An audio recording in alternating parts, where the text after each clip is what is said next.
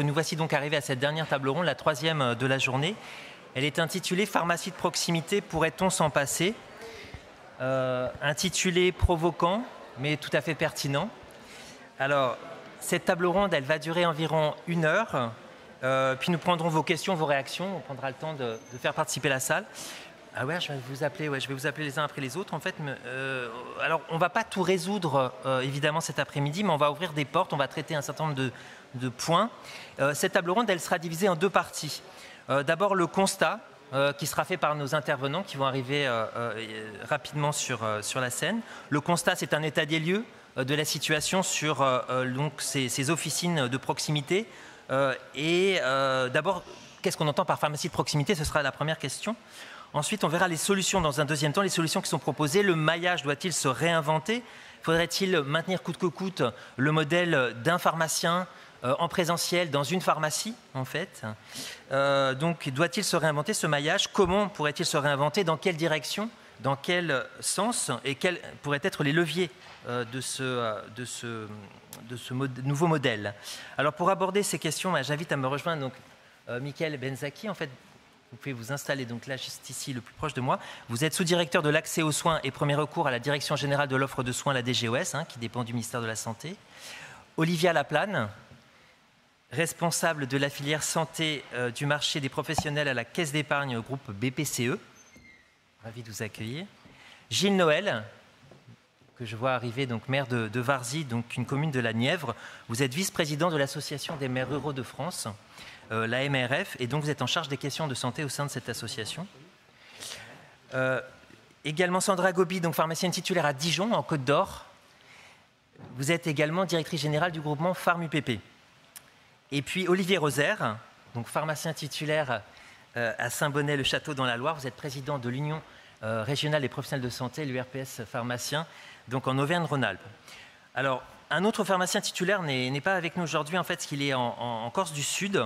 C'est Vivien Delpoux, et donc nous allons écouter son témoignage. En fait, donc c'est le pharmacien titulaire d'une officine à Santa Maria Siché, pharmacie qui est la pharmacie référente de l'antenne de pharmacie à Cozzano, vous savez, dont on parlait ce matin, pharmacie en Corse du Sud. On lui a demandé pourquoi ce territoire, quels sont les principaux freins au fonctionnement de l'antenne, puisqu'il a déjà 1 an d'antériorité, l'antenne a ouvert en juin 2024, et puis aussi quels sont pour lui les bénéfices concrets d'une antenne de pharmacie.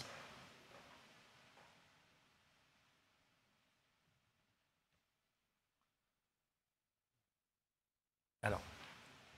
Je dirais nul, d'un point de vue économique. Si on doit parler de bénéfices, les bénéfices seront plus à l'avantage de la population qu'à l'avantage du pharmacien. Me concernant, c'est une opération que je dirais nulle, d'un point de vue économique. Par contre, tout à fait bénéfique pour les populations. Ce retour, je dirais, à un service de proximité est accueilli à bras ouverts, je dirais, par la population locale. Nous sommes très heureux parfois de mettre des noms sur des visages, puisque beaucoup étaient servis depuis lors en distanciel via une communication sécurisée avec les médecins et les infirmiers.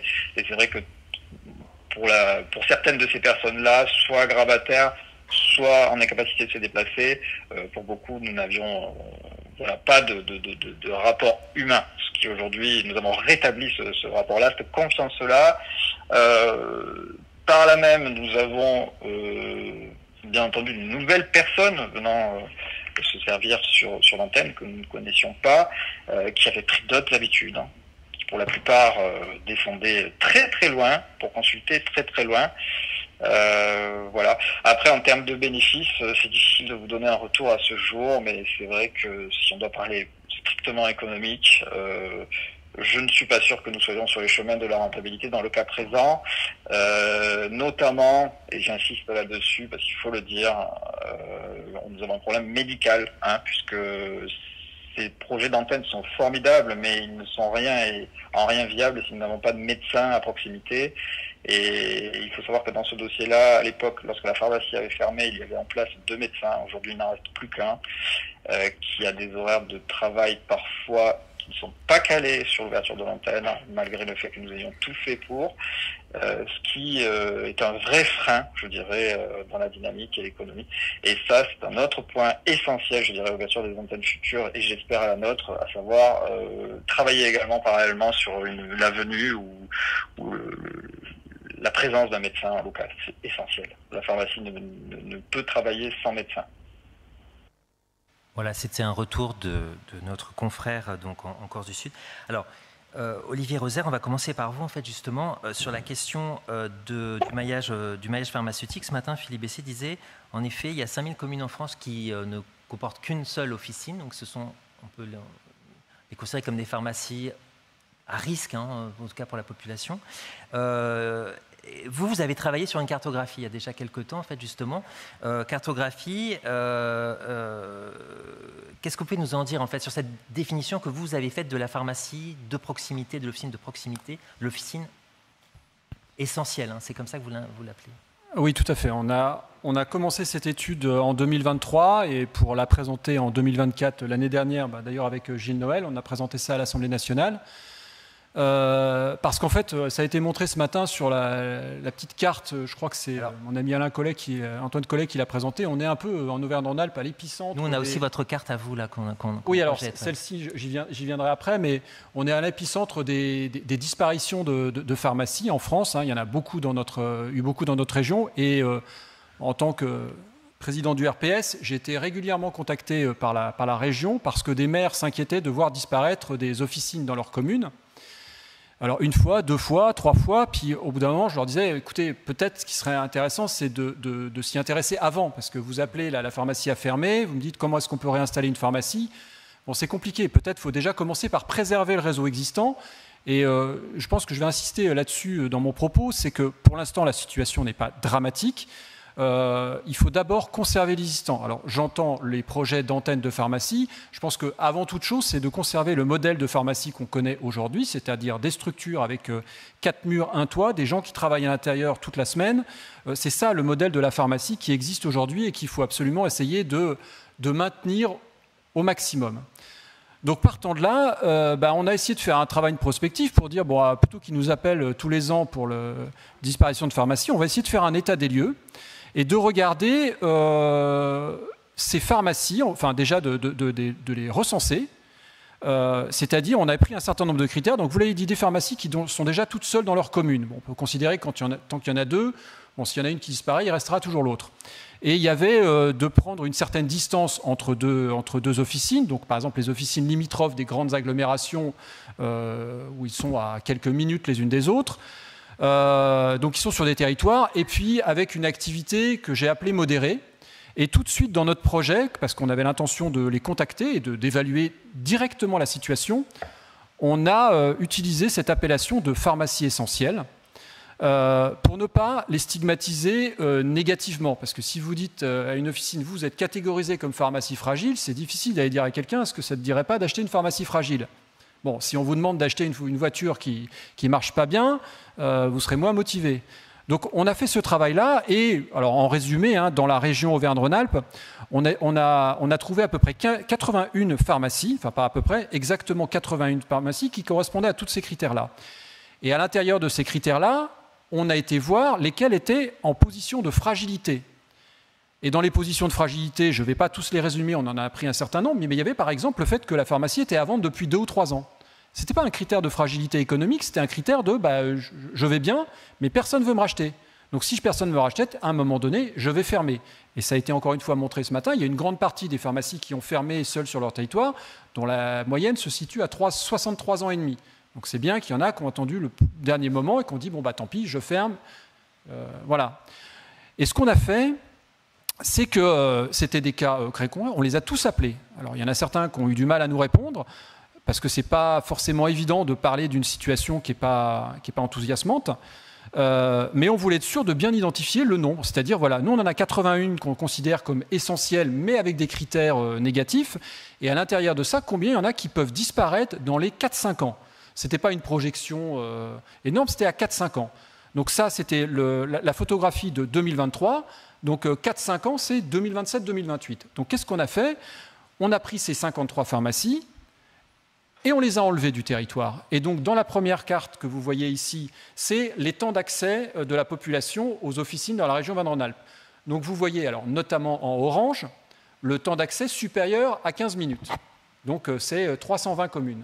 Et donc, dans la carte numéro 2 qu'on peut afficher, et ben là, on les a enlevés, ces 53. Et là, vous voyez, si on joue sur les deux cartes, ce qui est marqué en orange prend de plus en plus de place. Donc c'est ça le maillage, c'est ça ce qu'il faut préserver, c'est garder ces officines pour faciliter le temps d'accès des usagers à une offre de soins. Et je rappelle que le nouveau ministre, Yannick, qui était d'ailleurs l'année dernière à cette présentation-là, son ministère aujourd'hui s'appelle le ministère de la Santé et de l'accès aux soins. Donc je pense qu'il y a un tropisme assez positif du ministère pour faire en sorte que dans tout le panel du système de santé, on puisse favoriser l'accès aux soins. Et ça a été dit jusqu'à maintenant, depuis ce matin, il faut tout faire pour garder un des premiers acteurs de l'accès aux soins pour la population, c'est les officines. Après, il y a une autre carte que je vous avais envoyée, mais vous ne m'avez dit pas trop de slides pour aujourd'hui. Ça fait depuis 2008 à peu près qu'on perd des officines vraiment de manière massive en France. On en a perdu, alors au début on disait 1 jour sur 3, 2 jours sur 3, maintenant c'est tous les jours, mais grosso modo entre 200 et 250 pharmacies par an. Ça fait 16-17 ans qu'on perd à peu près ce nombre de pharmacies. Mais il y a 10 ans on n'en parlait pas.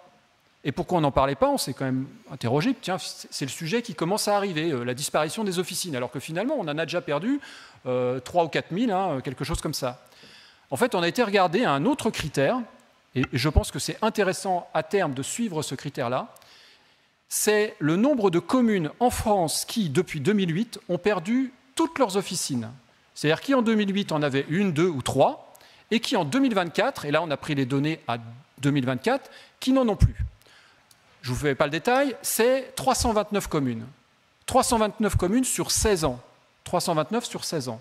Sur les 4 dernières années, c'est 150 communes. C'est-à-dire sur les 4 dernières années, on a perdu la moitié des 12 années précédentes. Donc on voit qu'il y a un phénomène qui est en accélération importante, je dirais en parallèle de la fermeture des officines, qui certes continue à augmenter, mais qui ne suit pas cette courbe-là. Donc on voit que cette fermeture, aujourd'hui, ces fermetures ont de plus en plus de conséquences sur l'accès à la population. Et évidemment, c'est aussi un sujet politique, parce qu'on sait que tous les maires veulent des pharmacies dans leur commune. Et que dans tout ce qu'on entend aujourd'hui dans les propositions de loi, y compris dans la proposition de loi Mouillé, il y a l'idée de toucher un petit peu aux critères démographiques qui pourraient permettre de réinstaller des pharmacies là où elles ont disparu, parce que quand vous avez une commune qui a 1200 habitants, la loi aujourd'hui ne permet pas d'en recréer une. La première des priorités, c'est de garder cette pharmacie-là avant d'imaginer des dispositifs qui permettent d'en réouvrir, que ce soit une antenne, une vraie officine ou un autre dispositif. J'ai entendu la pharmacie mobile ou je ne sais pas quoi là ce matin. Oui. La première des priorités, c'est de garder les 19 900 qui restent aujourd'hui sur le territoire français. Donc situation préoccupante, mais pas catastrophique, c'est ce que vous dites. Et il est temps de se pencher sur cette question. C'est la trajectoire qui est catastrophique. Ce n'est pas la situation actuelle. Elle commence à être un peu tendue, mais c'est la trajectoire. Et quand on connaît l'inertie de la mise en œuvre de dispositifs, on peut raisonnablement s'inquiéter. Alors, je vais juste faire une petite aparté sur le rapport de la Cour des comptes. Donc, j'avais été auditionné par rapport à ce travail-là. Et effectivement, nous, on avait identifié que finalement, il fallait peut-être cartographier en France ces pharmacies dites essentielles. Ça a été dit ce matin, à peu près 1 millier. Et ne pas imaginer des textes un peu compliqués qui se basaient là sur une identification de territoire vie-santé dans lequel on pouvait investir, etc. Et de prendre l'entièreté du territoire national et de regarder ce qui se passe sur l'entièreté. Bon, ça n'a pas été le choix qui a été fait par le ministère dans un premier temps, mais aujourd'hui, on est en train de reprendre au Sénat ces textes-là pour faire en sorte que l'intégralité des officines qui assurent le maillage du territoire, c'est-à-dire à peu près entre 800 et 1100, puisse être accompagné financièrement. Parce que le texte conventionnel tel qu'il a été signé, il y a 2 officines, par exemple dans ma région, qui sont dans la même situation, dans des villages de même typologie, dans des accès aux soins, voilà. Mais il y en a une qui est dans une TVS identifiée comme éligible et l'autre non. Donc ça crée, je dirais, quelque chose de déloyal entre eux. Tout à fait, on va voir après les solutions. Alors avant de revenir en zone rurale, on va passer chez vous, Sandra Gobi. En fait, vous êtes en périphérie de Dijon, c'est ça, oui. Donc en Côte d'Or. Dans un quartier difficile, oui. Quelle est, votre appréciation de la situation, justement, vue à la fois de votre officine et aussi de votre poste au sein du groupement Farm UPP? Alors, moi, je pense que déjà, le maillage territorial, ça reste important, aussi bien pour l'accès aux soins pour tous, mais pas que. Là, on a parlé beaucoup de géographie, c'est-à-dire de campagne, de choses comme ça, mais il faut savoir qu'il y a des quartiers où c'est difficile, parce que les gens ont peur, parce que les gens ne veulent pas venir s'installer. Donc on a le problème dans les campagnes, parce que les gens ne veulent pas venir s'installer, mais dans les villes et dans des quartiers difficiles, eh bien, on remarque ça. Le sujet de la sécurité, alors sans vouloir généraliser. Oui, alors que moi, ça fait plus de 20 ans que je suis dans un quartier difficile et franchement, je m'y plais et je n'irai sûrement pas ailleurs, enfin pas dans un quartier beaucoup plus aisé.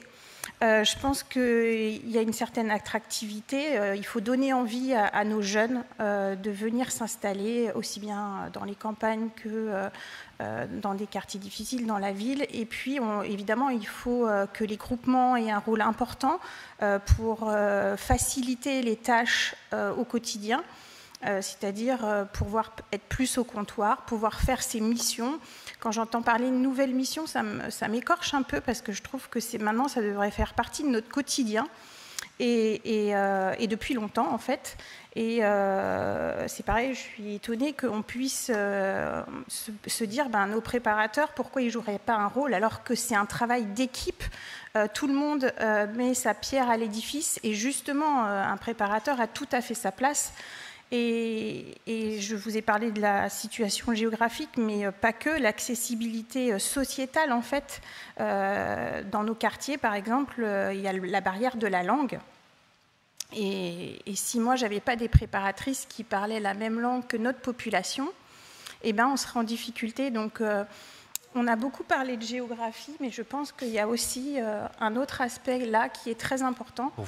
Pour vous, officine de proximité, c'est pas seulement la géographie, c'est aussi la proximité voilà, exactement. au comptoir, en fait, répondre et nous, dans 2 km², on est 5, mais il y a de la place pour tout le monde. Et si aujourd'hui, il n'y en a plus qu'une, je sais que certains patients n'iront pas dans cette unique pharmacie parce qu'elle sera malgré tout trop loin.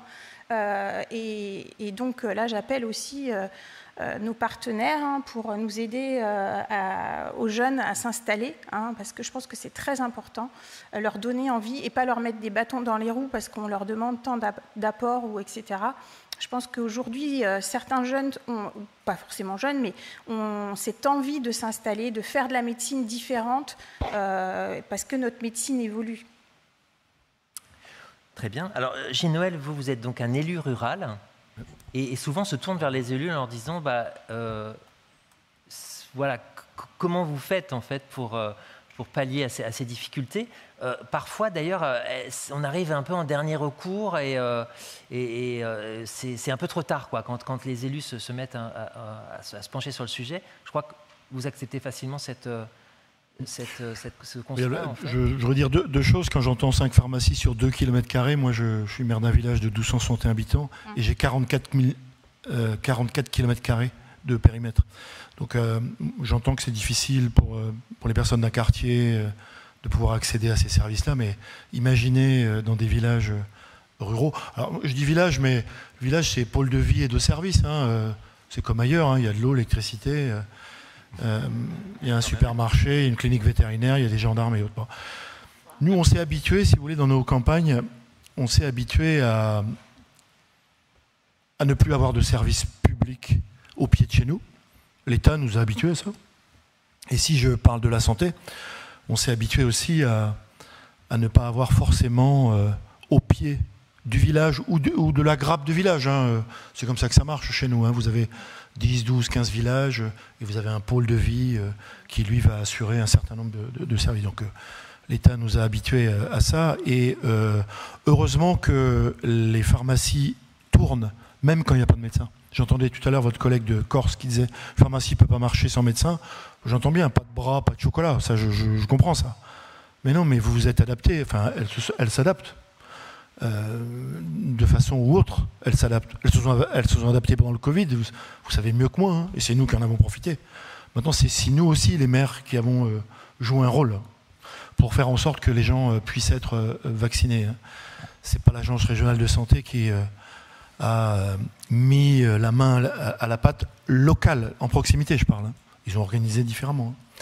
Donc nous, on s'adapte. On essaye de faire contre mauvaise fortune bon cœur par rapport à ça. Et nous, on aime bien l'accès aux soins, puisqu'on vit dans des territoires où l'inégalité d'accès aux soins, c'est le quotidien. D'ailleurs, quand vous regardez les chiffres de l'espérance de vie, vous comprendrez vite qu'entre un gamin qui naît en milieu rural et un gamin qui naît en milieu urbain, il y a quelques années de différence en matière d'espérance de vie. Mais nous, on aime bien aussi la prévention, je le dis à Olivier, parce que effectivement, le ministre Schneider fait aussi accès aux soins, mais nous, on aimerait bien même qu'il rajoute la prévention. Parce que sur nos territoires, je ne dis pas ça pour t'embêter, Olivier, hein. Nous, sur nos territoires, c'est aussi une vraie sinécure. Alors on se débrouille comme on peut, on organise, on fait des initiatives où on facilite la vie du médecin, de la pharmacie, quand elle nous dit tiens, je vais installer une cabine de téléconsultation. Vous ne pouvez pas m'aider? Ou on se tutoie, nous, dans les villages. On a chacun nos 06, je ne veux pas faire d'histoire avec n'importe qui, mais c'est comme ça que ça marche. Donc on se cause. On se cause et du coup, oui, pour la fibre, je vais t'aider, tu vas faire comme si, je vais appeler un tel, bref. Donc on a une complémentarité des rôles qui se fait. Et surtout quand nous, on ne sait pas répondre à une question, parce qu'il y en a des gens qui viennent nous voir. J'ai quelque chose là, tu ne peux pas m'aider? Ouais, alors, on demande au pharmacien ou à l'infirmier, parce que c'est les deux seuls sur nos territoires où la lumière est encore allumée.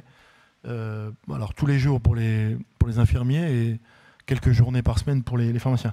Donc on s'adapte, on se cause et on essaie de trouver cette valeur ajoutée qui va faire en sorte que, elle ne va pas se retrouver en difficulté outre mesure, même si, moi je suis d'accord avec Olivier, hein, j'avais suivi les travaux. Hein. On voit bien que la vie est difficile hein, quand vous êtes dans un village de 168 habitants. Je viens de regarder à l'instant pour ne pas dire de bêtises, et que vous avez une pharmacie sans médecin depuis 15 ans. La vie n'est pas forcément la même quand on est 5 pharmacies sur 2 km².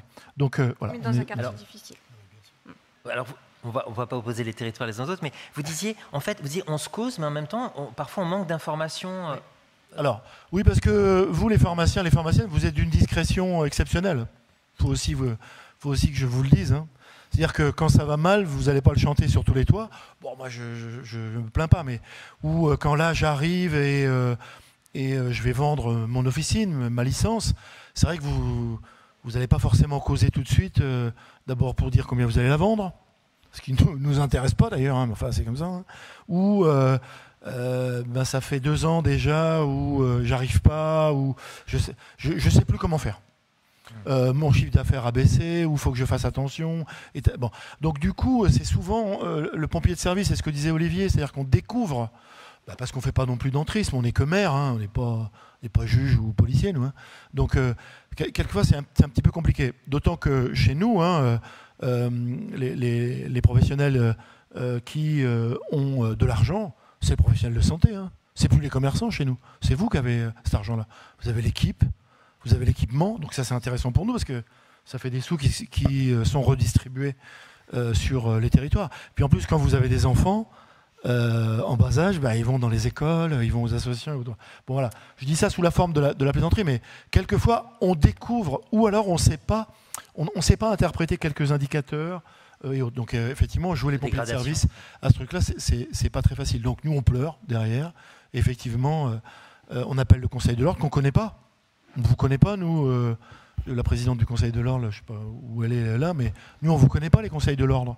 Vous nous causez pas. Et nous, on ne sait pas qui vous êtes. Donc, du coup, la vie est plus compliquée. Non, je le dis ça bien sûr, je vous vois sourire, mais moi, je vous donne le factuel. Hein. C'est clair. Hein. Le maire, il est souvent tout seul à se débrouiller un certain nombre de choses.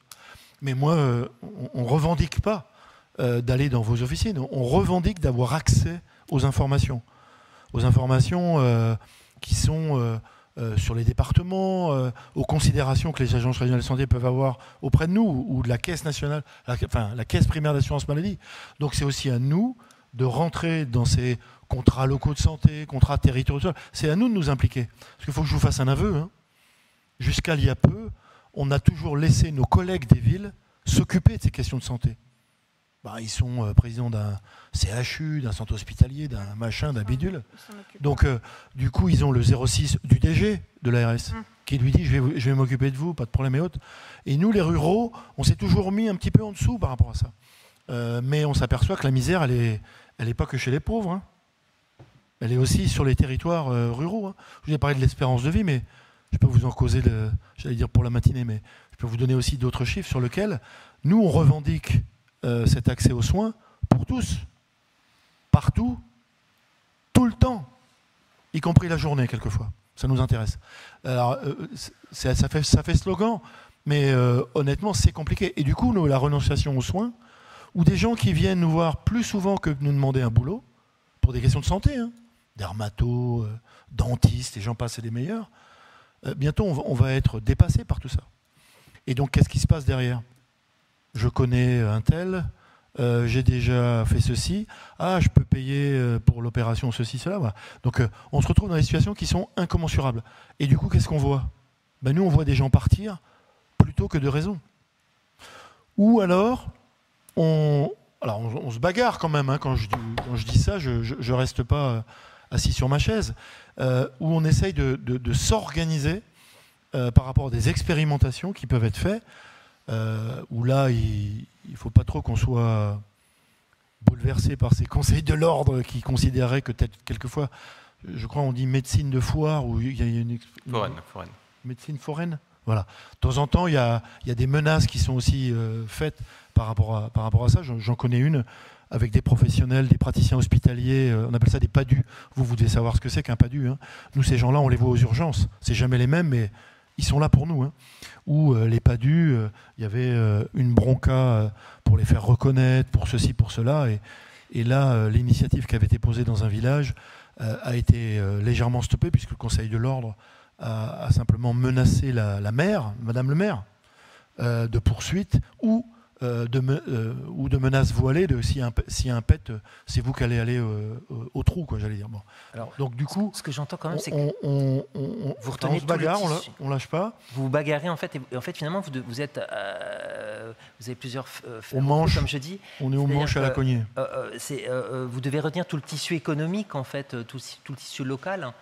Donc dans vos territoires. Et ça, c'est aussi un sujet pour vous, Olivier Alaplane, parce que vous êtes donc en charge de la caisse d'épargne. En fait, alors, il y en a aussi beaucoup sur le territoire. Peut-être que d'ailleurs que ça se recoupe avec le maillage d'officines, certainement. Mais vous, justement, quelle est votre appréciation en fait de cette situation comme financeur, puisque vous financez en tout cas la caisse d'épargne finance. Partenaire, effectivement. On est financeur certes parce qu'on est une banque, mais en fait on est vraiment partenaire de tous les professionnels de santé. Donc des pharmaciens, puisque les pharmaciens sont des professionnels de santé. Et la situation que l'on voit, c'est que Caisse d'Épargne, c'est une banque de proximité dans les territoires. Donc en fait, ça résonne avec votre maillage. Là, la préoccupation du maillage des officines. Nous, on a des antennes, d'ailleurs des agences Caisse d'Épargne, dans beaucoup de mairies d'ailleurs, dans beaucoup de petites communes. Ça dépend où, hein. Ça dépend où, mais on en a beaucoup. On a un fort maillage d'agences et donc en fait, on voit un parallèle avec en fait le maillage des officines. Donc, je dirais que sur la préoccupation qui est soulevée depuis ce matin, il y a beaucoup de choses qui ont déjà été dites, c'est que le pharmacien est donc un professionnel de santé qui exerce dans un lieu de santé, mais c'est également un entrepreneur. Vous avez des commerces à gérer. Et en fait, à ce titre, on voit que les situations sont très inégalitaires en fait, selon l'implantation de l'officine. Pour voir la tendance qui était évoquée tout à l'heure, la trajectoire que soulevait Olivier, ce que l'on constate, nous, c'est par les dossiers qu'on accompagne, c'est qu'il y a beaucoup de rachats d'officines, parfois des regroupements, et qu'il y a une réalité économique et une logique en fait, dans ces regroupements. Je pourrais citer quelques cas, que ce soit dans des zones de revitalisation rurale ou même dans des zones périurbaines ou urbaines où finalement deux officines sont rachetées et finalement c'est qu'un seul point de vente qui persiste ensuite. C'est aussi parfois une officine dans une rue principale d'une petite commune qui déménage en zone commerciale. Pourquoi ? Parce que c'est un lieu de flux. Et on revient sur son rôle en fait de commerçant et d'accès aux soins. Voilà ce que je pourrais dire. C'est que finalement cette refonte du modèle, elle se fait quasi naturellement en fait, en fonction des flux, des circulations des populations et des. Oui, enfin, naturellement, on voit que malheureusement, il y a plus de fermetures qu'auparavant. Donc, il y a besoin d'aider aussi, limiter ces fermetures d'officines. Mais en tout cas, ce qu'on voit, c'est qu'il y a une logique dans des regroupements qui font sens parfois, dès lors que les patients continuent à avoir accès en fait, au conseil et au service de l'officine. Merci. Alors, Michael Benzaki, alors, pour ce qui vous concerne, donc, moi, ma question, c'est de savoir d'abord quel est le périmètre de votre mission. Je vous ai présenté donc, au préalable comme sous-directeur de l'accès aux soins et premier recours à la DGOS. Donc, quel est le périmètre de vos missions? C'était ma première question. Merci de cette question. Effectivement, qu'on a préparé cet échange, vous m'avez dit finalement à quoi vous servez. Évidemment de façon respectueuse. Oui, bien sûr. Voilà, parce que quand on dit assurance maladie, tout de suite on se dit ah, ben voilà, moi j'ai pas d'argent. Je ne suis pas sûr que l'assurance maladie en ait beaucoup plus en ce moment non plus. Mais la DGOS, la Direction générale de l'offre de soins au sein du ministère de la Santé, effectivement, c'est la direction générale qui organise, pilote la politique d'organisation de l'offre.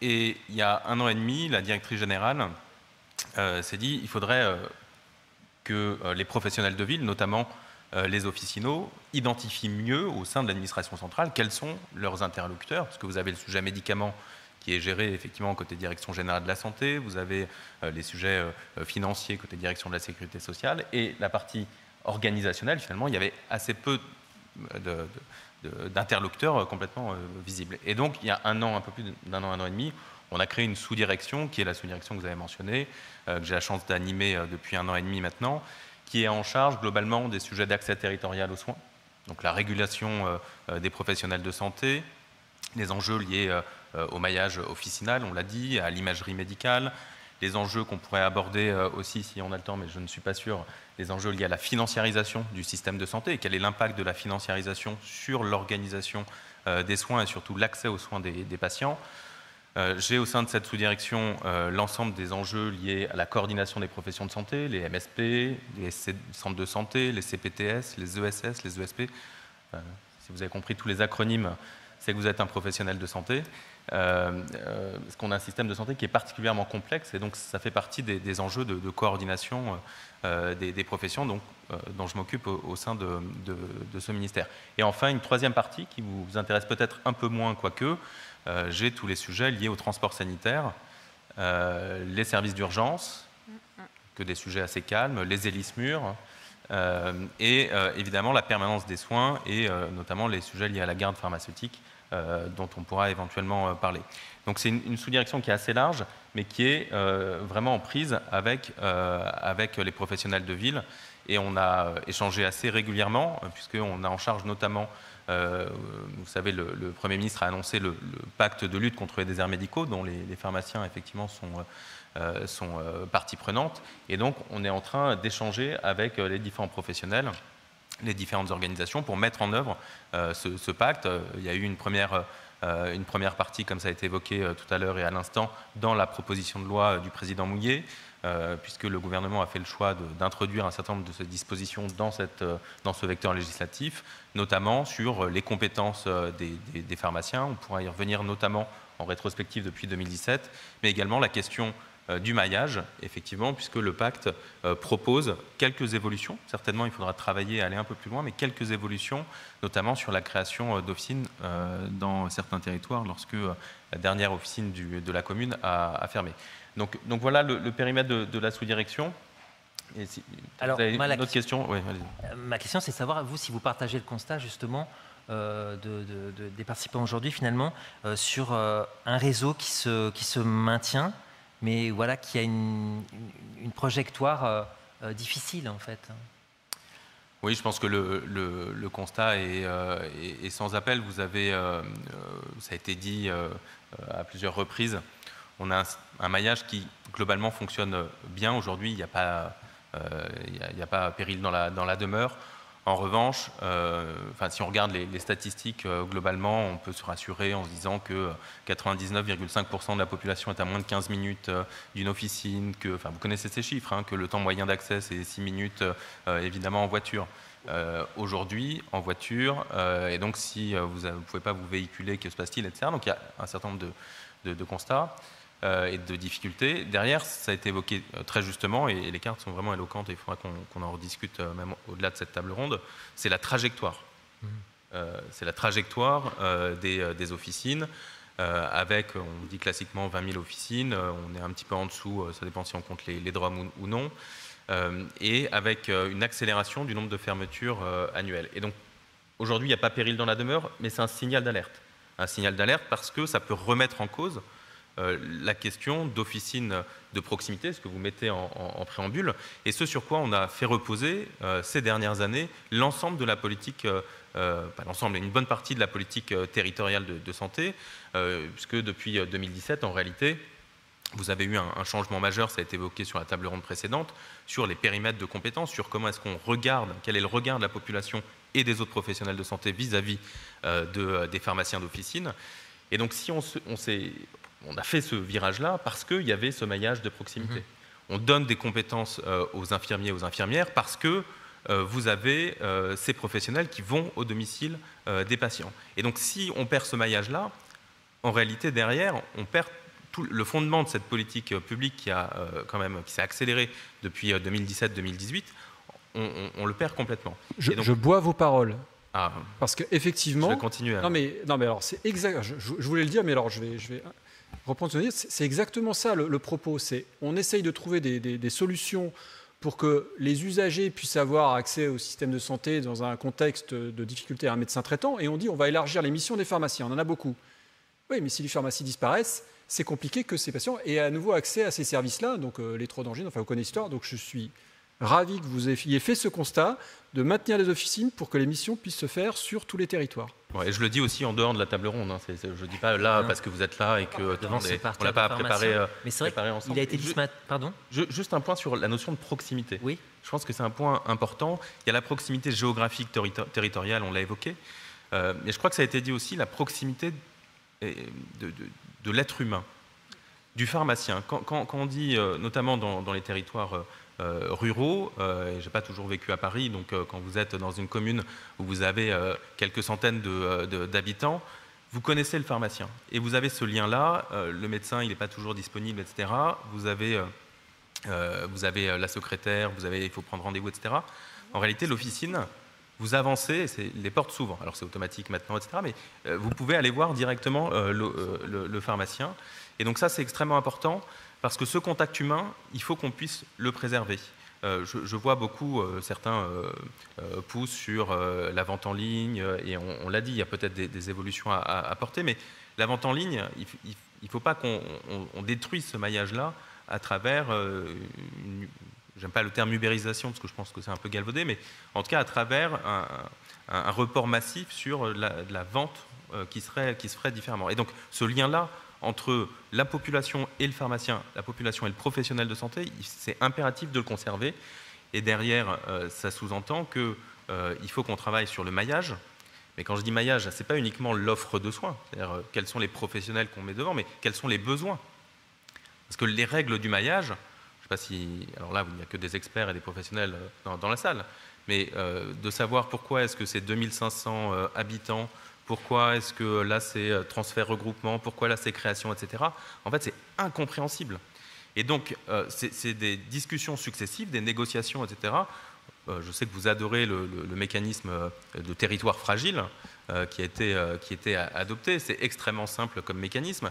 Mais en réalité, ce qu'il faut comprendre, c'est pas le ministère de son côté qui a décidé des textes comme ça. In fine, évidemment, c'est le ministère qui a le pouvoir réglementaire par délégation. Mais c'est de la discussion, de la négociation, et parce qu'on a travaillé sur un maillage sans se redire, peut-être qu'il faut se reposer sur quels sont les besoins de la population, est-ce qu'aujourd'hui les besoins sont couverts. Et c'est vrai qu'en parlant de besoins, on parle rarement des gardes dans le cas du maillage pharmaceutique, mais il y a aussi ce sujet des gardes pharmaceutiques, des gardes d'officine. Oui, vous avez raison, je l'ai évoqué un petit peu tout à l'heure, on se pose beaucoup aujourd'hui la question du soir, du week-end, parce que les citoyens nous disent mais le week-end, le samedi après-midi, le dimanche, les jours fériés, il y en a eu quelques-uns au mois de mai, qui je contacte comme professionnel de santé. Il y a des officines, mais où est-ce que je trouve l'information pour savoir où est l'officine?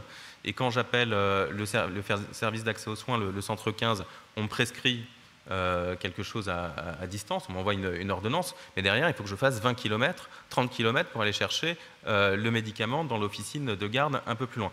Donc on a un sujet d'articulation.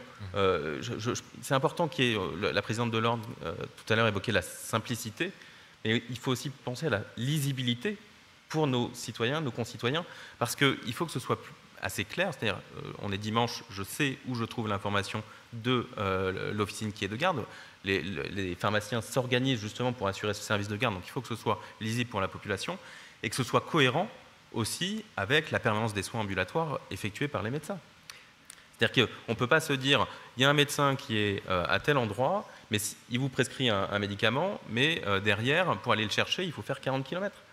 Donc, il y a un moment donné, il faut qu'on se parle localement. Il y a des échanges, évidemment, au sein avec les ARS pour organiser tout ça. Mais je pense qu'il faut aller un peu plus loin et qu'on regarde cette communication entre les professionnels, y compris aux horaires de permanence de soins. Tout à fait. Et donc, une meilleure connaissance aussi des personnes sur le terrain. C'est ce que vous disiez aussi, Gilles Noël, en fait, dans le fait aussi de savoir ce que font vraiment les professionnels, dans les CPTS. Enfin, voilà, d'avoir aussi ce retour aussi pour l'organisation du soin sur le territoire. Ce matin, j'ai pensé à vous parce qu'en fait, il y a un pharmacien qui est intervenu pour parler du plan France Ruralité en disant qu'un pharmacien donc, installé en zone rurale et qui disait que ça lui suffisait, si j'ai bien compris, en fait, c'était peu connu finalement. J'espère pour lui. Hein. Et ça lui convenait, en tout cas, il disait qu'il fallait aller vers la ruralité aussi avec l'appui de ce type de dispositif. Quelle est votre appréciation justement de ce dispositif? Alors, je vais vous en parler, mais moi, je voudrais dire à monsieur le sous-directeur que la proximité, elle se contredit, ou tout du moins la moyenne, telle que vous l'avez dit, tous les 6 minutes, il y a une pharmacie. C'est pas votre collègue de Corse qui va lever la main en disant les gens ils sont à 6 minutes de la pharmacie partout en Corse. Hein. Donc il faut aussi faire attention. Juste pour préciser mon propos, monsieur le maire, c'est simplement, je disais que si on regarde à un instant T, on se dit finalement tout va bien. Mon propos était justement de dire, quand on regarde la trajectoire et le tendanciel, il y a des signaux d'alerte qui font qu'on ne peut pas se rassurer et de dire je n'ai rien vu. Non, mais moi je ne vous contredis pas du tout par rapport à ça, mais ce que je veux vous dire, c'est que nous, on regarde les choses dans la proximité, pas dans la moyenne. Vous savez, les habitants des villages de moins de 3500 habitants, ils sont 33% en moyenne en France, 22 millions. Sur ma région, c'est 55%. En Corse, c'est encore pire. Donc ce que je veux dire, c'est qu'il faut qu'on fasse attention à la fois à ces moyennes, on en tient compte. Puis comme vous l'avez dit, attention à demain par rapport à ça. Parce qu'il y a quand même du orange qui est peint dans certains territoires. Donc il faut juste qu'on fasse attention. Et nous, on aimerait bien que depuis Paris, vous puissiez aussi tricoter un peu les affaires ou faire un peu de dentelle, chaque fois que c'est possible, dans la gestion intellectuelle des affaires de territoire. France Ruralité, oui, ça c'est une bagarre qu'on a menée avec l'État et qui en 2019 nous a permis, et ça a été renouvelé, de faire en sorte que nos territoires soient plus attractifs, notamment d'un point de vue financier. Quand vous installez en zone rurale, ça s'appelle FRR, France Revitalisation Rurale. Pendant 5 ans, vous ne payez pas d'impôt sur les sociétés. Et les 3 années suivantes, ça tombe en fusil, 75%, 50% et 25%. Donc nous, effectivement, on ne peut pas faire mieux. Enfin, tout du moins, c'est l'État qui ne peut pas faire mieux. Hein. Donc c'est nous qui ne pouvons pas faire mieux. Donc effectivement, France Revitalisation Rurale, c'est un élément qui, pour nous, est nécessaire, mais ce n'est pas suffisant, puisqu'on n'a pas des gens qui frappent tous les jours dans les portes des mairies pour dire « moi, je veux m'installer chez vous parce que je vais payer moins d'impôts ». Ça suffit pas, ça. On le disait tout à l'heure, l'exemple, c'était des pharmacies qui vont vers des flux de population. Et ce n'est pas dans les villages qu'ils vont, ils vont dans les villes. Donc ça, on a ça. Mais ça contribue à créer les conditions. À côté de ce bien-vivre, à côté de l'école, à côté de la crèche, à côté des associations, à côté du bien-vivre. Et à côté de « on se connaît ». Donc à la pharmacie, quand quelqu'un vient au comptoir, c'est pas « bonjour monsieur ». C'est « bonjour Simone »,« bonjour ceci »,« bonjour cela », avec toute la déférence que le professionnel peut avoir. Voilà, donc c'est ça. Et du coup, il y a aussi des confidences. Alors, c'est pas que réservé chez nous, mais on a ça. Et la pharmacie, elle incarne ça. Elle incarne le fait que quelqu'un pète à un œil, sait pas trop quoi faire, comment. Les médecins, non, il n'y a pas forcément de médecin. Puis le week-end, c'est aux urgences qu'on va. Hein. C'est pas chez le médecin. C'est aux urgences qu'on va. Et la pharmacie, elle joue un rôle en disant non, je ne vais pas te donner de gouttes ou je ne vais pas te donner de produits, il faut que tu ailles consulter. Là, il y a quelque chose, mais faut que tu ailles voir. Donc, pour nous, cette officine, et que ça fait partie de cette revitalisation. Mais non, cette vitalisation. Alors, on appelle de nos voeux qu'il n'y ait pas de licences qui disparaissent. Parce que ça serait nous on dit la mort du petit cheval, ne prenez pas ça au sens littéral du terme, mais c'est ce qu'on dit, ça. Et la pharmacie, elle joue un rôle éminent pour ces questions d'accès aux soins, de prévention ou autre. Donc nous, on aspire à ce qu'elle puisse rester. Alors maintenant, pharmacie de proximité, pourrait-on s'en passer? Service public, pourrait-on s'en passer? Ben, on s'en est passé, hein, puisqu'on nous a expliqué comment il fallait s'en passer. Donc moi, j'aspire pas à connaître ou à voir ça, ni, et je le dis aussi sous la forme de plaisanterie, ni à ce que les médicaments qu'on soit ravitaillés par des drones. Hein. On a besoin des gens pour causer. On a besoin de cette logique de face à face pour garder cette distance, bien sûr, mais aussi cette confiance. Sur la question de la vitalisation, Olivier Laplane, en fait, justement, c'est vrai, on parle de la trésorerie des officines, c'est vrai, qui permet donc à la fois de la reprise, mais aussi de la rénovation. C'est vrai qu'en fait, ça aussi, c'est une force pour l'officine sur un territoire, c'est de pouvoir aussi s'adapter, s'agencer, investir, en fait, c'est ça le sujet, pour un réagencement, s'adapter, en fait, justement, aux missions qui incombent aux pharmaciens aujourd'hui. Tout à fait, on voit que là, le métier se transforme. Hein, déjà, l'accès aux soins se transforme, et donc le métier de la pharmacie évolue. Et en fait, il y a des besoins d'accompagner des projets. Et donc, nous, les banquiers, on accompagne, en fait, que ce soit des projets de rénovation du point de vente, que ce soit de modernisation, avec, on en a parlé un petit peu ce matin, l'installation d'un robot. Donc il y a des solutions d'innovation, des réaménagements pour les espaces de confidentialité. Vous avez évoqué tout à l'heure dans les nouvelles missions des besoins en fait, de réagencement des lieux d'accueil en fait, en pharmacie. Et évidemment, c'était un des points que je soulevais tout à l'heure, c'est le financement des premières acquisitions qui sont difficiles. On sait parce que la valorisation du fonds de commerce est importante. Et donc, c'est compliqué pour les premières installations. Tout à fait. Oui. Donc, nous, la profession bancaire, je vais parler pour Caisse d'Épargne, mais je sais que mes confrères, c'est la même chose. Hein. En fait, on a de multiples solutions de financement. On peut proposer des prêts, en général 12, on peut aller jusqu'à 15 ans, en fait, hein, pour à l'acquisition d'un fonds de commerce. On a des solutions de booster, comme tous nos confrères, et on voit que c'est des axes qui sont importants pour pouvoir aider justement à un maintien des officines. Peut-être un point de complément, c'est un point extrêmement important, parce qu'on se dit, on va changer les missions, on fait évoluer des textes, et on se dit, ça y est, maintenant les pharmaciens peuvent tout faire, le texte est publié au journal officiel. En réalité, c'est un peu plus compliqué que ça. On voit les évolutions qui ont lieu ces dernières années. Il y a un temps d'appropriation, évidemment, par les professionnels eux-mêmes. Mon job a changé en 5 ans. Est-ce que je dois me mettre à faire des TROD, etc. Comment je me forme? Est-ce que je forme mes collaborateurs? Donc ça arrive progressivement, parce qu'on a plus de 70%, je crois, des officines qui font des TROD en Gine maintenant. On est un peu moins de la moitié sur les cystites. Mais on ne peut pas penser... il y a le sujet... appropriation, il y a le sujet des locaux. Il faut pouvoir accueillir des personnes pour avoir une salle spécifique à côté, la confidentialité, et puis on ne va pas créer des locaux comme ça avec signalo partout. On a le même sujet chez les médecins généralistes, on leur dit vous devez avoir un assistant médical parce que effectivement c'est mieux pour vous, vous devez avoir des infirmiers azalés en pratique avancée, etc. Vous devez accueillir des étudiants et vous également dans les officines, mais il faut pouvoir derrière les accueillir. Donc ça demande effectivement un investissement financier dans du foncier, qu'il y ait de l'accompagnement qui soit fait, et ça prend du temps. Et ce temps-là, finalement, dans les réformes, il y a le temps politique de l'annonce, il y a le temps syndical, puisque les syndicats, et je ne sais pas s'ils sont encore là, mais ils nous disent que ça ne va pas suffisamment vite sur tous les sujets. Et puis à un moment donné, sur le terrain, il faut que les professionnels s'approprient, qu'il y ait de l'accompagnement, que la profession fasse aussi de l'accompagnement de ses pairs, parce qu'on le voit, il y a peut-être parfois un hiatus entre une génération qui est installée depuis longtemps, qui a eu pour habitude de travailler que sur le médicament ou sur les produits de santé, et une jeune génération qui veut faire différemment.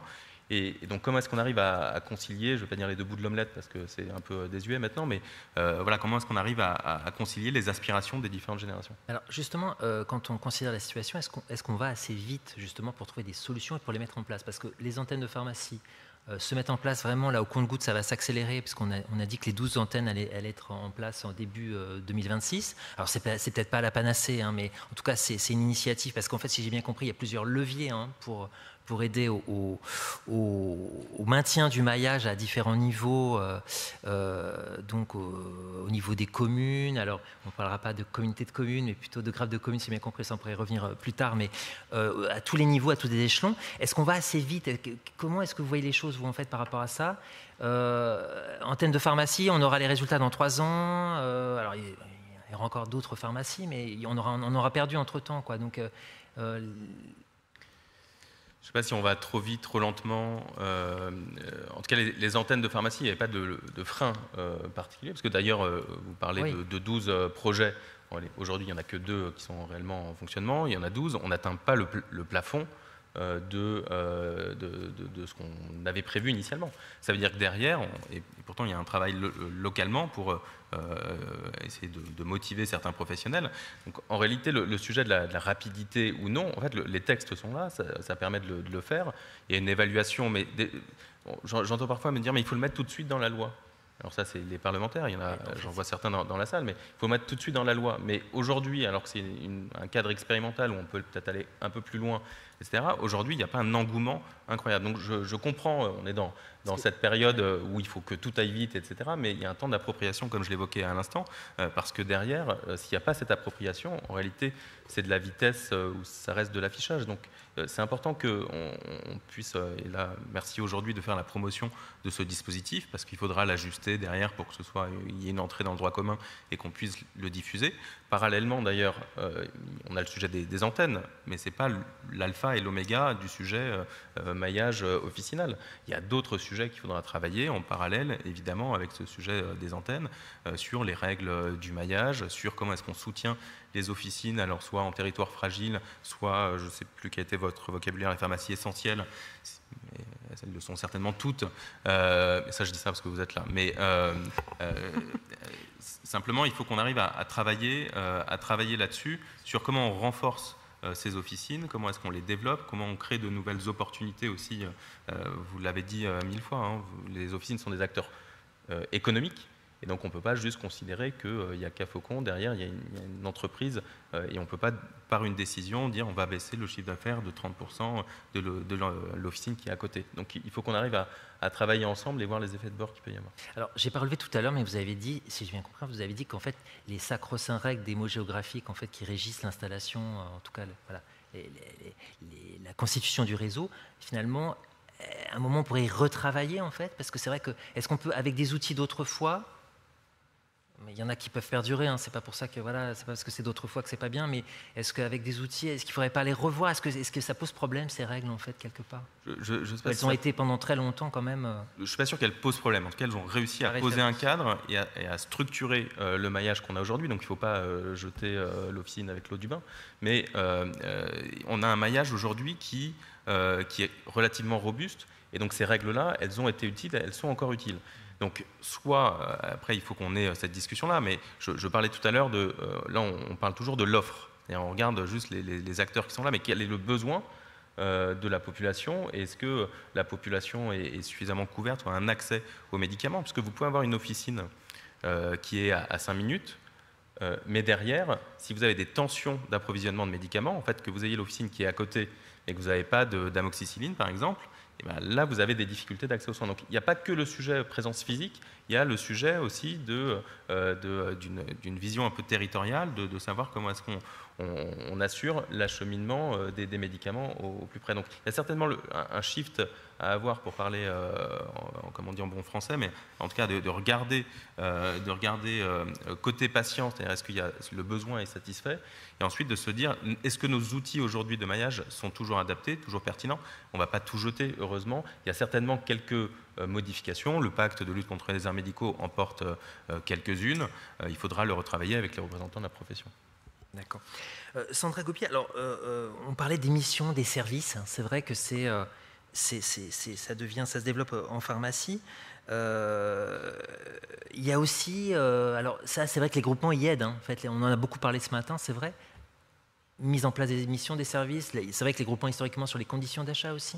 C'est vrai que ça aussi c'est important d'être groupé, on va dire quand même. Oui, alors aujourd'hui, les groupements sont là pour aider le pharmacien à faire ses achats plus facilement, surtout. Parfois, justement, on gagne du temps parce que toutes les négociations ont été faites en amont par des gens qui sont professionnels, des acheteurs. Nous, dans notre groupement, on n'est que des pharmaciens. On est accompagné par des professionnels, des acheteurs, des formateurs, mais donc on accompagne nos adhérents dans justement gagner du temps au quotidien et justement pour pouvoir faire ces nouvelles missions et être auprès de ces patients. Et les formations également, on propose des formations pour justement que ça soit entre guillemets beaucoup plus facile pour le pharmacien et qu'il gagne du temps en fait. Aujourd'hui, quand vous échangez avec des confrères, ils vous disent je manque de temps. Donc en fait, le groupement, il est vraiment là pour faire gagner du temps à l'adhérent et que notre confrère il puisse faire d'autres choses et justement moi je pense qu'il y a un vrai travail pour faire la pharmacie qui lui ressemble en fait, c'est-à-dire que chaque pharmacie est indépendante et qu'on peut faire des choses chez moi que je ne ferai pas chez mon voisin et on peut justement se compléter et si on arrivait à travailler beaucoup mieux ensemble, beaucoup mieux échanger et je rejoins ce que vous disiez, je pense qu'on ferait de belles choses en fait, aussi bien avec les municipalités. Voilà, il y a tout un jeu où on peut encore s'améliorer et justement créer quelque chose de positif pour le patient. Dynamique en fait. Alors ça fait partie des solutions. Avant de prendre les questions de la salle, en fait, Olivier Rosière, donc en fait, parmi les solutions, vous, qu'est-ce que vous préconiseriez? Parce que c'est vrai que vous avez dressé un état des lieux, un bilan. Quels seraient les leviers, les principaux leviers en fait justement pour aider au maintien du réseau?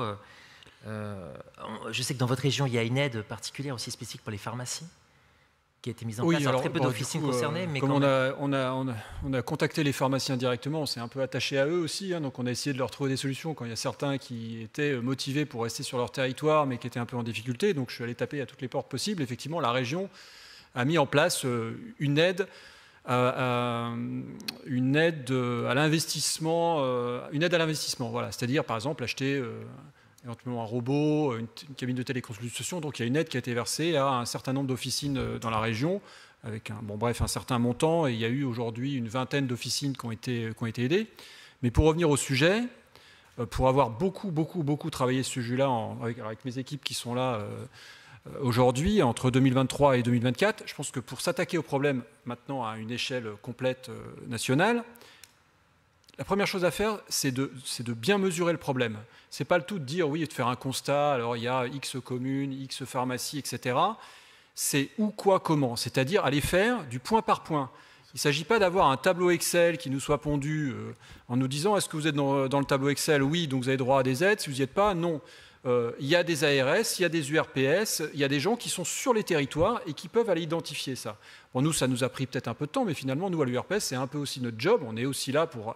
C'est un des objets des URPS, c'est l'accès aux soins. Donc on a fait ce travail-là avec l'Agence régionale de santé, avec l'Observatoire régional de la santé qui nous a fourni des outils statistiques. Même l'ARS a mis en place les services statistiques de Santé publique France. Et on a fait un truc, on avait les prénoms des pharmaciens. Je caricature, mais c'est en gros, on en arrivait là. Donc on avait une bonne vision du problème. Et ça, je pense qu'on peut très bien, on n'est pas meilleur que les autres, on peut très bien le faire dans toutes les régions. Et une fois qu'on aura fait toutes les régions, on aura tout le monde. Donc déjà, on va pouvoir mesurer le problème. Après, et je vais vous dire, je vais même aller plus loin, peut-être que tout le monde n'a pas besoin d'être sauvé, ou on ne va pas s'intéresser à tout le monde. La deuxième étape, c'est de définir ce que c'est que le maillage. Qu'est-ce que c'est que cette proximité? Est-ce que 10 minutes, 15 minutes, une montagne entre deux trucs, etc. Et de regarder comment ce maillage peut se déstructurer ou pas. Et donc après, une fois qu'on a identifié et quantifié le problème, de recourir à des solutions. Alors, je ne vais pas rentrer dans toutes les solutions qu'on avait imaginées, parce que quand on avait fait le truc, avec Gilles notamment, les journalistes nous avaient demandé forcément tout de suite, bon d'accord, et qu'est-ce qu'on fait comme solution? Donc on avait travaillé un certain nombre de solutions. La première des choses, déjà, c'est que je pense qu'il faut continuer à un système où les pharmacies se revendent. J'en parle parce que je vois beaucoup dans les solutions, oui, du coup, je vais donner ma pharmacie pour que l'activité puisse perdurer. Quand vous donnez quelque chose, il n'a plus de valeur. Donc, ce n'est pas forcément intéressant pour que je vais reprendre une activité qui n'a pas de valeur. Et derrière, comment je vais pouvoir finalement m'inscrire dans la durée? Il ne s'agit pas de faire un one-shot et refaire un coup sur 5-6 ans, parce que dans 5-6 ans, on va avoir le problème. Donc, il faut quand même garder un modèle économique qui dit que cette entreprise, la pharmacie, dans ce village, a une valeur. Alors certes, elle ne va pas être forcément extraordinaire, mais elle a une valeur. Et donc ça veut dire que celui qui va venir, il va pouvoir bénéficier de cette valeur de départ qui va pouvoir faire perdurer. Et il faut pouvoir garantir le risque. Garantir le risque, c'est-à-dire que celui qui investit, qui a, aujourd'hui on pourrait dire, le courage de se mettre dans ces endroits ruraux où il n'y a pas forcément de comédie musicale tous les samedis parce qu'il n'y a pas d'opéra, il va dire je vais m'installer là parce qu'il y a un bon cadre de vie, parce que la vie économique n'est pas chère. Parce que je regrette, on a beaucoup parlé d'économie de l'officine. L'économie, c'est très compliqué, l'économie de l'officine. Quand on regarde un résultat d'officine de 294 000 €, comme ça a été montré ce matin, dans un village, c'est entre 0,5 et 1,5% de chiffre d'affaires le loyer d'une officine. À Paris, on est entre 5 et 8. Donc déjà, il y a une rentabilité supérieure. Donc il faut pouvoir, alors je reprends mon propos, il faut pouvoir garantir le risque. Donc pourquoi pas passer par des établissements type la BPI, excuse-moi Olivia, qui pourrait dire, OK, moi je prête, vous remboursez, et si vraiment vous avez un problème, ce sera pour ma pomme. Donc du coup, ça donne un moteur d'économie. Et là, pour le coup, il n'y a pas besoin d'aide, c'est juste une garantie assurantielle. Garantie. Et derrière, évidemment, il faut travailler tout. Je veux dire, il faut travailler l'offre de soins, il faut travailler tout un tas de choses. Il n'y a pas que ça à mettre en place. Mais je dis, il faut quand même rester sur ces modèles-là pour pouvoir maintenir une vie. En plus, j'entends quand même beaucoup aujourd'hui qu'il y a une restructuration des territoires. On voit les gens sortir un peu des villes, etc. Moi, je vis en milieu rural dans une commune de 1450 habitants avec une officine qui marche très bien. Je n'ai pas besoin d'aide, ça va très bien. J'ai une dizaine de médecins autour de moi, mais je suis dans un petit village, on s'y sent très très bien et je vois un tropisme quand même de gens. Et ce qui m'a le plus impressionné, c'est que depuis 10 ans, j'ai vu des médecins revenir. J'ai plus de médecins aujourd'hui que j'en avais il y a 10 ans.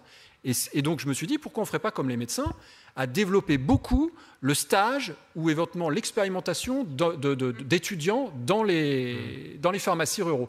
Et donc pour ça, là pour coup, on aura besoin d'aide pour que les étudiants de la fac, alors dans ma région de Lyon, de Grenoble ou Clermont-Ferrand, puissent venir à Saint-Bonnet-le-Château et que le logement soit pris en charge et éventuellement un petit budget pour les travaux. Et peut-être aussi que, au lieu d'être payés, je ne sais pas combien, 1 000 € pour leur stage, soient payés 1 400. Donc les motiver, on les garde 6 mois ou 1 an quand la R3C sera passée. Et peut-être que comme les médecins vont dire, finalement, la vie est belle à la campagne. C'est bien, je peux tutoyer même certains de mes clients, on les appelle clients même si c'est nos patients, je peux les appeler Jacqueline ou Gilles, et il y a une vie qui est très agréable. Il y a une vie qui est très agréable. Et moi, je m'épanouis depuis 28 ans à la campagne, comme beaucoup de mes confrères. Bon, je n'ai pas de difficultés économiques, je peux comprendre ceux que j'ai eus au téléphone l'année dernière, il y a 2 ans, avec mes équipes, qui nous disent, là, je ne sais pas comment je vais m'en sortir. Je trouve dommage qu'on ne se soit pas intéressé plus tôt, parce que je pense que si on veut assurer ce maillage-là, ce sera bénéfique pour tout le monde, y compris pour nous. J'ai envie de dire, ce n'est pas une sinécure de s'installer dans les villages. Les gens y vivent bien, n'est-ce pas, Gilles? Pas dire le contraire. Je vais même te donner de l'argent. Mais juste pour ces questions de stage et autres, nous aussi, les mairies, on s'est aussi épaulés. Que ça soit mettre un gîte ou autre, alors à disposition ou payé, tout ça, ça se discute et on est plutôt facilitateur pour ça. Et on a même besoin, nous, dans nos territoires, notamment parce qu'on a des EHPAD, vous savez, chez nous, on a des vieux. Et dans les EHPAD, vous avez pas des pharmacies, mais des espaces infirmiers. Et c'est bien pour les pharmacies, les vieux, comme exactement. Ça fait du chiffre. Et puis ça fait, quand ils meurent, des maisons qui peuvent être achetées par ceux qui veulent venir de la ville. Oui, tu as raison. Ce que je voulais dire, à part cette bêtise-là, oui, c'est ça. C'est que dans l'EHPAD, il y a une infirmerie. Et il y a de la distribution et autres. Et effectivement, c'est les pharmacies qui abreuvent de médicaments. Mais de temps en temps, si on avait un pharmacien qui venait dans les EHPAD pour mettre un peu son nez, parce qu'il y a des habitudes, parce qu'il y a du personnel intérimaire, parce que... Bon, voilà. Donc ça, ce serait, je ne sais pas si c'est une mission ou un service, parce que le sous-directeur, je vous jette cet aspect des choses, mais ça, c'est un service qui me semble être un plus pour tout le monde et pas que pour les vieux. Alors c'est un sujet, en effet, et on voit en effet qu'il y a une multitude de leviers à mettre en œuvre. Alors quel que soit votre âge, vous pouvez poser une question, vous pouvez avoir une réaction avant qu'on ait l'intervention de clôture. Avec des hommes qui lèvent la main. Du député, Monsieur Garot. Est-ce que voilà, vous avez quelques questions? Oui, bonjour, Stéphane Devenœuvre, je suis journaliste, pas aumônitaire, je suis désolé. Puis je suis élu municipal également. Gilles Noël, c'est une question pour Gilles Noël. Gilles, la semaine dernière à Lyon, vous participiez à un débat sur la santé mentale, si je ne m'abuse, au cours duquel vous avez souligné la difficulté que vous aviez à lier langue avec les instances locales, les ARS pour ne pas les citer, voire les professionnels de santé. On a bien compris que vous aviez envie de parler avec les pharmaciens. Comment pouvez-vous imaginer justement développer ce langage avec les pharmaciens, développer des collaborations locales et permettre aux élus locaux et aux pharmaciens, aux professionnels de santé, de mieux travailler ensemble? Et tant que j'ai le micro, Mathieu, ce sera très court. Ma deuxième question elle est pour Olivier Rosaire. Toujours à Lyon, je suis breton, mais je viens souvent à Lyon. Au mois de septembre, Olivier, vous aviez organisé le Grenelle de la santé acte 2. Après celui du Sénat l'année dernière. Et au cours de ce Grenelle, au cours de ce débat, vous aviez souligné la nécessité pour les pharmaciens d'être la clé de voûte de l'interprofessionnalité, d'une part, et d'autre part, d'être mieux organisés, en particulier à travers la mise en place d'une démarche qualité qui permettrait de développer du temps pour être plus souvent au comptoir. Comment envisagez-vous de pouvoir développer, à la fois en tant que président du RPS, à la fois en tant que professionnel de santé, développer ces deux axes et peut-être même de faire évoluer le métier de pharmacien, je sais bien que c'est un gros mot, vers une forme de dispensation à l'unité canalisée, telle qu'Antoine Priou l'a mis en place sur le plateau des Hautes-Vaches en Haute-Corrèze. Alors là, beaucoup de questions. Je vous propose 3 mots de réponse chacun. D'accord. Alors à travers cette question-là, c'est vrai que il est divulgué un peu, c'est-à-dire que bien sûr je m'occupe de la santé de nous tous, mais aussi de la santé mentale et animale, parce qu'on a aussi des questions qui se posent nous aussi un sujet. Par rapport aux vétérinaires et ces jeunes vétérinaires qui viennent pas forcément. Donc nous, c'est de s'impliquer, les élus locaux, je l'ai dit tout à l'heure, c'est de s'impliquer ça et prendre toute notre place. Quand on arrive à ne pas se faire cornaquer par derrière. Donc ça, je le dirai à monsieur le sous-directeur de l'accès aux soins, je lui donnerai une information. Non, mais c'est qu'on s'implique, nous, les élus ruraux. C'est ça qu'on a à faire. On a besoin d'apporter, on a besoin de contribuer, on a besoin de s'investir, et pas simplement râler, comme on le fait souvent par rapport à ceci ou à cela. Donc la réponse, c'est s'impliquer, mouiller le maillot et porter la parole de nos concitoyens. Alors, très rapidement, interprofessionnalité, pharmacie, pourquoi j'ai dit ça l'année dernière? Je ne me souviens plus trop, mais je pense que j'ai le même raisonnement que l'année dernière. C'est qu'en fait, nous, les pharmaciens, on est avant tout des pharmacies. Et une pharmacie, c'est quoi? C'est un établissement de santé. S'il y a des murs, on est nombreux, il y a une équipe à l'intérieur, c'est un peu comme un hôpital, c'est un peu comme un centre hospitalier. Et c'est ça qui fait la force de notre structure, parce que pendant que je suis là en train de vous parler, j'ai mes 2 assistantes et mon épouse qui travaillent à la pharmacie, avec des préparatrices, il y en a peut-être une qui est en train de faire un trot, 2 qui font des ordonnances, etc. Et donc au quotidien, on est capable de manager beaucoup de choses. Et donc de pouvoir à l'intérieur de ces managements faire de l'interprofessionnalisme, peut-être discuter avec les infirmières, peut-être aller se déplacer pour faire un truc à l'EHPAD, etc. Donc c'est pour ça que j'ai parlé de la pharmacie. Bon, concernant sur tout le reste, alors là, c'est l'ensemble de l'œuvre. Moi, ça fait un certain nombre d'années que je tourne à droite à gauche dans les institutions. J'ai eu beaucoup de choses à faire pendant la crise Covid et je trouve que la pharmacie est quelque chose de passionnant et d'extrêmement intéressant pour le système de santé. Chacun a sa plus-value dans le système de santé, mais on l'a dit, on va le redire et j'ai envie de le redire parce que j'ai eu un excellent moment dans une situation extrêmement dramatique avec le directeur de l'Agence régionale de santé de ma région, donc Jean-Yves Graal en l'occurrence. On a beaucoup travaillé ensemble pendant les 2 ou 3 années de crise Covid. Et j'avoue qu'au sortir de cette crise, on a un peu l'impression de l'oublier, mais je peux vous dire que début 2021, ça a été très compliqué. Et ça a duré, j'ai fait 53 réunions de crise Covid avec lui. Ça a été quelque chose d'énormissime. Et j'en suis ressorti de là à la fois convaincu qu'il y avait quand même, et je le dis parce qu'il y a peut-être des pharmaciens d'officine toutes simples, qui ne sont pas des représentants de qualité, etc. Je le dis, il y a, je le sais, une bienveillance des institutions à l'égard des pharmacies. Ce rôle a été reconnu, ce rôle a été acté. J'ai eu beaucoup d'échanges avec un certain nombre d'interlocuteurs, et je sais qu'il y a un regard qui est positif. Je ne reviens pas sur les problèmes économiques. Moi, en tant qu'URPS, c'est l'accès aux soins, l'organisation, et je sais qu'on compte beaucoup sur nous. Après, il y a un autre sujet, c'est l'économie, mais ça, je ne gère pas. Mais on compte beaucoup sur nous, et je trouve que je passe beaucoup de temps dans les facultés à faire porter ce message, parce que quand on dit, oui, demain, comment on résout les problèmes, c'est aussi que les étudiants s'inscrivent dans la démarche, demain, je veux faire une officine, et qu'ils ne disent pas, ouais, c'est mort, je vais partir en industrie, ou mieux, je ne fais pas du tout de profession de santé. Donc je leur dis, nous, on a vécu beaucoup de choses, c'est un métier passionnant, on a fait beaucoup de choses, alors j'espère pas revivre une période de crise, mais elle a été extrêmement, excusez-moi du terme, elle était passionnante. On a fait des choses qu'on ne savait même pas qu'on était capable de faire. Et voilà le message que je peux faire passer par rapport à la question qui m'a été posée. Merci.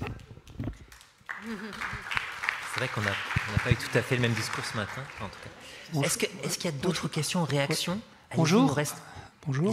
Bonjour, donc Daniel Rigaud, donc moi je suis pharmacien rural au milieu d'un groupement de 14 communes. J'ai le 06 de tous les maires, ils ont mon 06, ils peuvent m'appeler à n'importe quelle heure du jour et de la nuit. Donc je vous rassure, on connaît nos élus. J'avais toujours une question pour vous. Je vais rebondir sur ce que vous avez dit sur les EHPAD, Monsieur Noël. Est-ce que vous avez conscience, on va reprendre le volet économique de ce matin, on a eu une annonce brutale d'un effort financier de 500 millions d'euros qui va être demandé aux pharmaciens, qui va avoir comme conséquence immédiate la fin de la fourniture des EHPAD. Économiquement parlant, ce n'est pas qu'on ne voudra plus le faire, c'est que nos comptables vont vous dire vous allez perdre de l'argent. Est-ce que vous avez conscience de ça? Parce qu'apparemment, du côté du ministère et de la DGOS, ils ne sont pas tout à fait conscients de la situation que ça va engendrer. Je ne vous parle pas des gros faiseurs. Je vous parle de, comme moi, en pharmacie rurale, pas à la tête d'une pharmacie, mais plutôt d'un établissement de santé de premier recours, qui va dans la maison de retraite, à qui on demande maintenant de vacciner dans la maison de retraite parce qu'ils n'ont plus assez d'infirmières. Tous ces EHPAD auxquels je pense, comme le mien, qui sont des EHPAD intercommunaux, des EHPAD communaux, qui n'appartiennent pas à des grands groupes, qui n'ont pas la marge de manœuvre des grands groupes, comment vous allez faire? Parce que là, c'est pas dans 3 mois, dans 6 mois, c'est demain ou après-demain. Est-ce que vous, élu local, vous avez conscience de cette situation? Alors moi, j'en apprends tous les jours, monsieur le pharmacien, et effectivement, quand vous êtes dans un EHPAD où vous payez 1 940 € par mois de frais, vous n'êtes pas dans la même maison quand vous en payez 6 ou 8 000, ça j'ai bien conscience. Et on est plutôt dans le rural, et nous, on aime bien cette proximité. Alors bon, je ne vais pas commenter ce que l'État... C'était le sujet de ce matin, excusez-moi. Non, mais je ne dis pas le temps, mais moi je ne vais pas commenter ce que l'État fait, puisqu'il en fait aussi pour nous, rassurez-vous, hein. On n'est pas non plus exempt de tout ça. Alors c'est une véritable punition supplémentaire, puisque déjà les EHPAD, on a du mal à les faire vivre. Vous voyez, quand je vous parle de la pension qui fait 2 000 € par mois, pour simplifier, c'est clair que pour faire tourner la boutique, c'est un vrai marasme. Et les foyers aussi, les foyers logements, hein, on parle des maisons de retraite, mais on en a d'autres comme ça. Comment on va faire? Écoutez, j'ai pas la solution là. Simplement, on trouvera, je ne sais pas comment, mais cette solution, parce qu'on sait, nous, hein, quand j'ai dit tout à l'heure, pas de bras, pas de chocolat, mais pas de dragées, pas de personnes âgées. Hein. Donc ça, il faut qu'on y fasse aussi attention. Donc je ne sais pas comment, honnêtement, je n'avais pas pensé à cette punition supplémentaire. Ouais, ça c'est un sujet sur lequel on pourrait revenir plus tard. En tout cas, moi, ce que je note, c'est que plus de pharmacie, plus de fournitures, enfin en tout cas si la pharmacie disparaît, il y a mis en difficulté l'EHPAD. J'entends aussi que si la pharmacie n'est plus là, on se reporte sur les services d'urgence. Enfin, en tout cas, c'est vrai qu'il faut avoir une approche globale en fait, de la situation. Et c'est vrai que l'EHPAD a besoin de la pharmacie autant finalement que la pharmacie a besoin de l'EHPAD. Est-ce qu'il y a une autre question avant de... Vous êtes nombreux, est-ce que... Donc Mathieu Saulnier, pharmacien de proximité en ville, hein, ça existe aussi, à 6 Nul n'est minutes, parfait, hein. à 6 minutes de Porte-Maillot la nuit.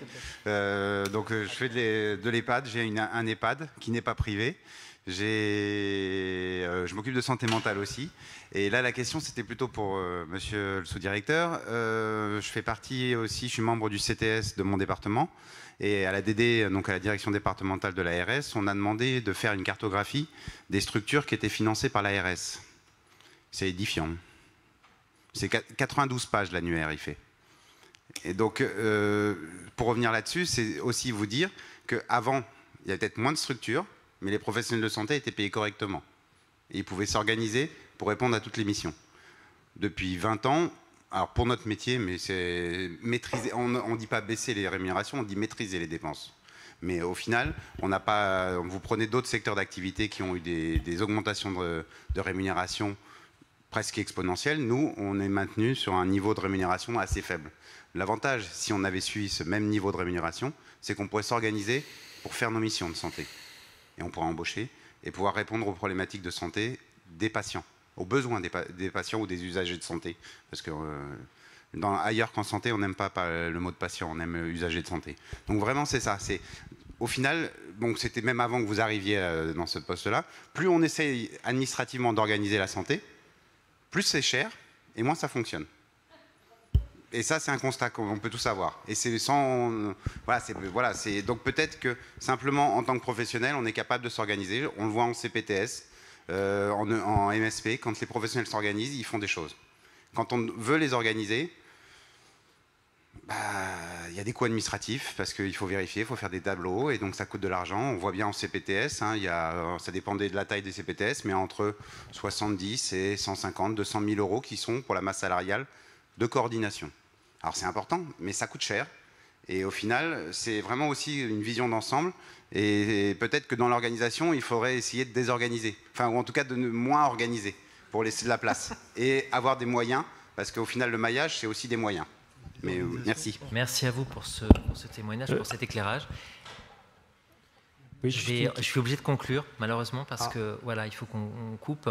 Mais on ne se quitte pas. Hein, on va pouvoir échanger à l'issue je suis désolé, à l'issue de cette journée.